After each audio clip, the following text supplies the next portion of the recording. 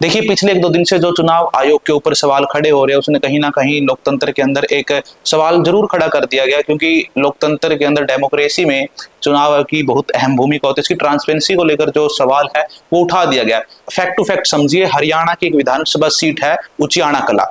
उचियाना कला पे 2 प्रत्याशी थे कांग्रेस के बृजेंद्र सिंह, जो भारतीय जनता पार्टी के टिकट पे मेंबर ऑफ पार्लियामेंट भी रह चुके हैं और वर्तमान में कांग्रेस के नेता थे, और 2024 का विधानसभा चुनाव उन्होंने कांग्रेस की टिकट पर उचियाना कला से प्रत्याशी के तौर पर पर्चा भरा। दूसरे उम्मीदवार थे देवेंद्र अत्री, जो भारतीय जनता पार्टी के थे। दोनों का जब रिजल्ट आया, अक्टूबर के महीने में जब हरियाणा विधानसभा चुनाव का जब नतीजा आया, तो बृजेंद्र सिंह मात्र 32 वोट से अपना चुनाव हार गए। उन्होंने आरोप लगाया कि जो पोस्टल बैलेट के वोट होते थे, उसमें से 215 वोट को कैंसिल कर दिया गया, उनकी गिनती नहीं, उन्हें रिजेक्ट कर दिया गया 215 वोट।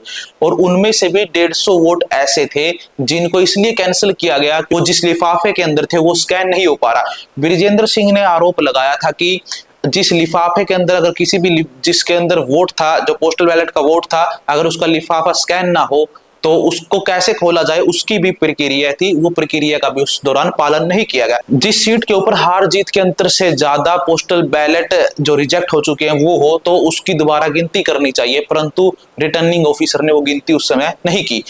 मात्र 32 वोट का मसला था, कहां 150 और 215 वोट, और मात्र 32 वोट से अपना चुनाव हार गया। तो उन्होंने कोर्ट का रुख किया। कोर्ट के अंदर इस चीज पर सुनवाई चल रही है। कोर्ट ने भाजपा के प्रत्याशी रह चुके देवेंद्र अत्री से जवाब मांगा है। आप कल्पना कर सकते हैं कि चुनाव आयोग की निष्पक्षता को लेकर लगातार सवाल उठ रहे हैं, तो अगर स्वस्थ लोकतंत्र में चुनाव आयोग पे जो आरोप लग रहे हैं, चुनाव आयोग को उन चीजों का जवाब देना चाहिए और ट्रांसपेरेंसी जरूर होनी चाहिए। डेमोक्रेसी, ट्रांसपेरेंसी और फेयर इलेक्शन से चलती है।